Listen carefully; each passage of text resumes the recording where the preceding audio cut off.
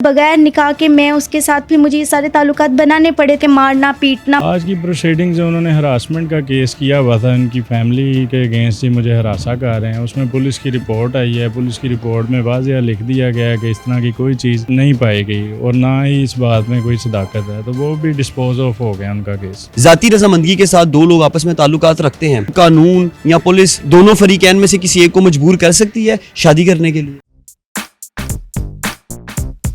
Urdu point से बुरहानुद्दीन का सलाम। नाज़रीन, हालिया दिनों के अंदर पाकिस्तान के अंदर एक ऐसा वाक़या रोनुमा हुआ है जिसने पूरी कौम को दो ग्रोहों में बटा दिया है। बाबर आज़म पर गुज़िश्ता हफ्ते एक लड़की की जानिब से इंतहाई ज़्यादा संगीन इल्ज़ामात आयद किए गए, जिसके बाद सोशल मीडिया के ऊपर लाखों की तादाद में लोग बाबर आज़म के हक़ में कमेंट्स करने लगे, पोस्ट शेयर होने लगी और लोग अपना अपना जो तजिया है वो पेश करने लगे। लेकिन बहुत बड़ी तादाद ऐसी भी है जो हामिज़ा मुख्तार, जिसने बाबर आज़म पर इल्ज़ाम आयद किए हैं, उसकी सपोर्ट में खड़े हुए हैं और इदारों से, अदालतों से और कानून से ये तकाजा कर रहे हैं कि इस लड़की की बात सुनी जाए और अगर किसी सूरत बाबर आज़म किसी जगह पर गिल्टी है तो उनके खिलाफ कानूनी कार्रवाई की जाए। जो अदालती जंग है, जो कानूनी जंग है दोनों फरीकैन के दरमियान, वो भी शुरू हो चुकी है। आज आपकी मुलाकात करवाने वाले हैं बाबर आज़म साहब के लॉयर के साथ। आज की जो अदालती कार्रवाई थी वो भी जानेंगे और इस केस से जुड़ी चंद दीगर अहम मालूमात भी आप तक पहुँचाएँगे।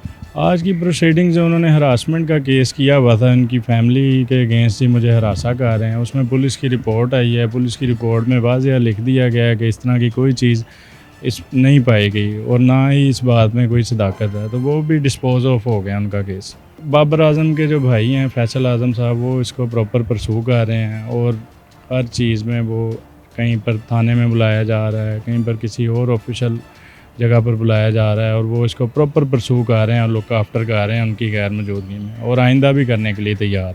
आज एसपी साहब के पास पेशी थी, गालिबन आप भी उस मुलाकात में मौजूद थे। आज की इस मुलाकात के अंदर क्या बात हुई है? जो इल्ज़ाम आयद किया गया है कि हामिज़ा को लोग धमकियां दे रहे हैं, जान से मारने की धमकियां दी जा रही हैं, ये क्या मामला है? जी, ये बातें मैं अभी करना मुनासिब नहीं समझता क्योंकि अभी केस की प्रोसीडिंग चल रही हैं। साथ साथ जैसे जैसे केस चलता जाएगा सबको पता लगता जाएगा कि किस चीज़ में कितनी ताकत है और हमारा पैनल, मेरे सीनियर अजीम अकरम एडवोकेट साहब और बैरिस्टर हारिस अजमत साहब, हम दिलो जान से इस केस पे अपनी वर्किंग कर रहे हैं क्योंकि हमारे कौम के नेशनल हीरो हैं, हमारे पाकिस्तान को रिप्रेजेंट कर रहे हैं और इस टाइम भी बाहर के मुल्क में अगर वो विन करते हैं मैच तो वो पूरे पाकिस्तान के लिए एक मुस्बत साइन है। ठीक है, तो इस वजह से हम भी उनके भाई के साथ, बाबर आज़म साहब के भाई के साथ शाना बशाना खड़े होकर इस केस के ऊपर अपनी एफर्ट्स कर रहे हैं। ऑनेस्टली स्पीकिंग, मुझ समेत तमाम लोग यही चाहते हैं कि हामिज़ा की जानिब से जो इल्ज़ामात आयद किए गए हैं वो महज इल्ज़ामात ही रहें, लेकिन चूंकि ख़तून का मामला है और दूसरी जानिब बाबर आज़म जो कि हमारे तीनों फॉर्मेट्स के कैप्टन हैं, पूरी दुनिया के अंदर पाकिस्तान की इज़्ज़त का मामला भी है, इसलिए हम चाहते हैं कि ये जो भी मामला चल रहा है जल्द अज जल्द वाइंड अप हो। सवाल सिर्फ इतना है कि बाबर आज़म की फैमिली, बाबर की इज़्ज़त, उसकी रिप्यूट, उसके करियर को लेकर कितना को परेशान आपको महसूस हो? जी, फिर वही बात आ जाएगी, आपके सवाल में ही आपका जवाब है कि दरख्वास्त गुजार के लिए दरख्वास्त गुजारना बहुत आसान है। ठीक है, और बाबर आज़म के भाई जिस तरह इसको परसू कर रहे हैं, उससे आपके क्वेश्चन का जवाब जो है इसी बात में कि वो हर जगह पर जो है वो अपनी अटेंडेंस शो कर रहे हैं, अपनी अवेलेबिलिटी शो कर रहे हैं, जहाँ पर जिस टाइम जिस जगह बुलाया जाता है वो जा रहे हैं। इसका मतलब है कि वो रिस्पॉन्स कर रहे हैं सारे मामले के ऊपर। लास्ट टाइम भी जब हमें एसपी साहब के ऑफिस बुलाया गया तो वो मैडम उधर पेश ना हुई, लेकिन उनके भाई उधर बैठे रहे, उनका पैनल उकला का, हम लोग वहाँ पर बैठे रहे। ठीक है, वो पेश ना हुई, तो ये भी चीज़ें उनकी बदयानती को शो कर रही हैं। बाबर आज़म के इस केस की अगली पेशी कब है और आप लोगों को क्या मैसेज देना चाह रहे हैं जो बाबर की इज़्ज़त को लेकर, पाकिस्तान की इज़्ज़त को लेकर इस वक्त बहुत परेशान है, उनके लिए भी कोई मैसेज देना चाहते हैं तो वो भी बताइएगा। जी, इसमें 14 को है इसकी नेक्स्ट पेशी। आज वाला जो हरासमेंट का केस था वो तो डिस्पोज ऑफ हो गया, जो उनकी फैमिली के ऊपर किया गया। और मैं जो है वो यही पैगाम देना चाहूँगा कि जो इस टाइम रिप्रेजेंट कर रहा है हमारे मुल्क को और हमारे मुल्क के लिए कुछ अच्छा करना चाह रहा है और अगर वो वहाँ से कुछ जीतता है तो वो भी हमारे मुल्क की इज़्ज़त में इजाफा होगा। ठीक है, तो इस वजह से इसमें बाबर आज़म का साथ देना चाहिए।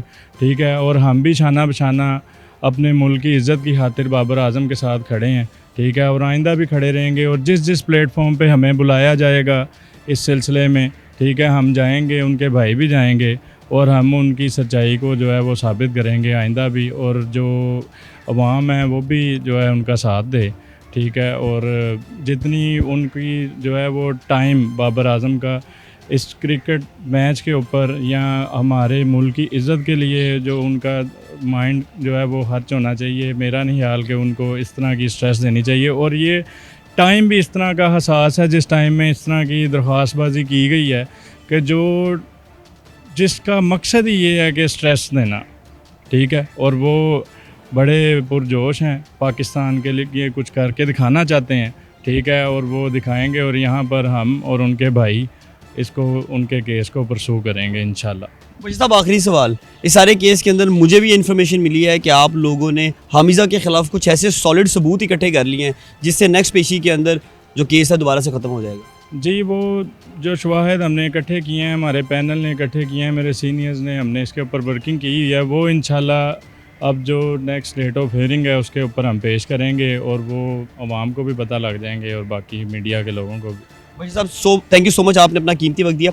नाज़रीन, ये थे बाबर आज़म के लॉयर जिन्होंने आज की प्रोसीडिंग के मुतालिक भी आपको बताया, अगली पेशी की तारीख भी हम आपको बता चुके हैं। और सबसे अहम बात ये है कि इनकी जानिब से बड़े वसूख के साथ ये कहा गया है कि ये सारे का सारा केस जो हामिज़ा मुख्तार की जानिब से बनाया गया है ये बेबुनियाद है, सिर्फ इल्ज़ाम तराशियाँ हैं और अगली पेशी के अंदर पूरी कौम को ये पता चल जाएगा कि ये मामला क्यों खड़ा किया गया।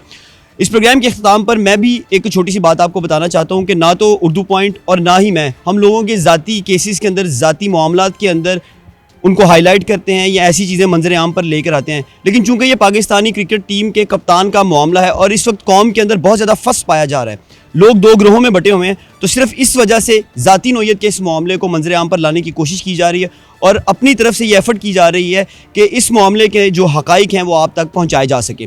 अगली पेशी तक अपने मेज़बान बुरहानुद्दीन को इजाज़त दीजिए। अल्लाह ने के बान।